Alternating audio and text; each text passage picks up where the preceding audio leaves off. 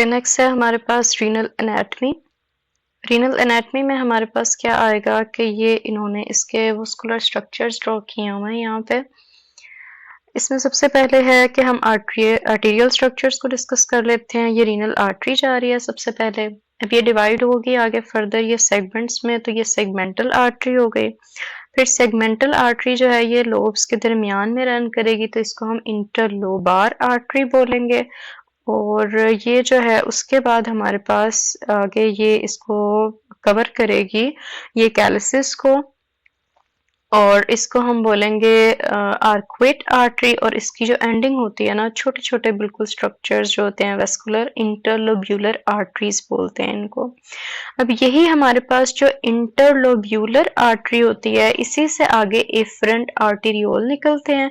अब efferent arteriole है और ये आगे जाके इफरेंट आर्टेरियोल बनाएगा।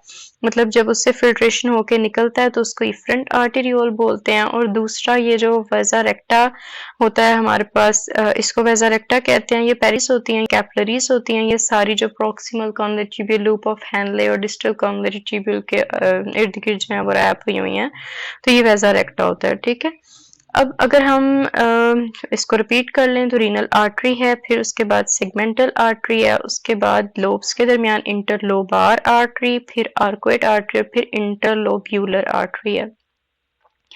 उसके बाद इंटरलोब्यूलर आर्टरी से ही एफरेंट आर्टेरियोल निकलता है, और उसके बाद हमारे पास जो है वो फिल्ट्रेशन हो के उसको इफरेंट आर्टेरियोल कहते हैं। और उसके बाद ये पेरिट्यूबुलर कैपिलरीज का इनको हम नाम दे देते हैं। ये लूप ऑफ हैनले के गिर्द जो रैप कर रही है इसको हम वेजा रेक्टा बोल देते हैं।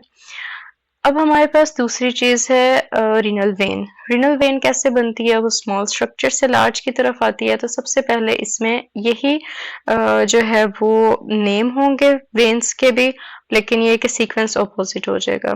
ठीक है, अब इसमें सबसे पहले हमारे पास आएगी इंटरलोब्यूलर वेन, फिर इंटरलोब्यूलर वेन से आर्क्वेट वेन बनेगी। आर्क्वेट वेन से जो है ये जो रन कर रही है लोब्स के दरमियान इंटरलोबार वेन है, और इंटरलोबार वेन से डायरेक्ट ये रीनल वेन बन गई। अब रीनल वेन के अंदर जो है और भी जो है वो ट्रिब्यूटरीज इसकी होती हैं। उसमें लेफ्ट साइड पे जो लेफ्ट रीनल वेन है ना, उसमें लेफ्ट सुप्रा रीनल वेन भी आती है, और लेफ्ट गोनेडल वेन जो गोनेड्स की जो ड्रेनेज है वो भी लेफ्ट किडनी में आ रही है, लाइक लेफ्ट रीनल वेन में आती है। और जो लेफ्ट सुप्रा रीनल वेन है वो भी रीनल वेन के अंदर आती है, और फिर आगे रीनल वेन ड्रेन हो जाएगी। अब उसके बाद हमारे पास है रीनल मेडल्ला, और उन्होंने रीनल कोर्टेक्स की सप्लाई बताई है। ये किडनी का एक स्ट्रक्चर है, और इसमें हमारे पास क्या है कि जो आउटर पार्ट होता है ना किडनी का, इसको हम कोर्टेक्स बोलते हैं, और जो इनर ये कैलिसेस और ये सारे लोब्स वगैरह इसको हम बोलते हैं रीनल मेडल्ला।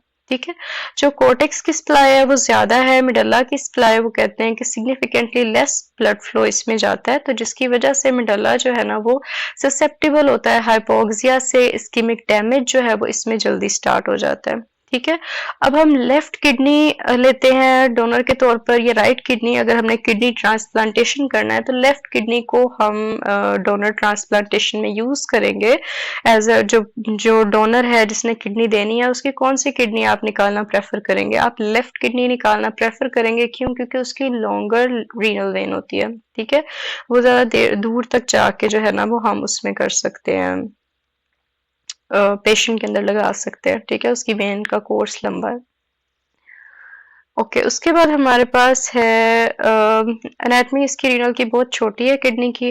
अब इसमें इन्होंने ग्लोमेरुलाई बनाया हुआ है, एक ग्लोमेरुलस है, और इसकी एनाटमी है। अब ये देखें, ये एफरेंट आर्टेरियोल आ रहा है, इधर से एंट्री हो रही है इसकी। उसके बाद है ये फिल्ट्रेशन होगी, और ये जब निकलेगा तो इसको हम इफरेंट आर्टेरियोल बोलेंगे।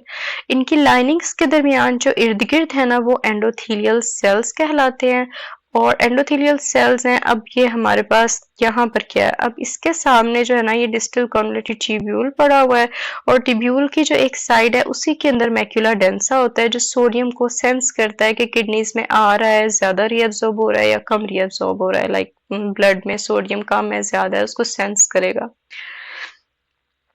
दूसरी चीज हमारे पास है जस्टा ग्लोमेरुलर सेल्स होते हैं। ठीक है, यहाँ पर ये रेनिन क्रिएट करते हैं। ठीक है।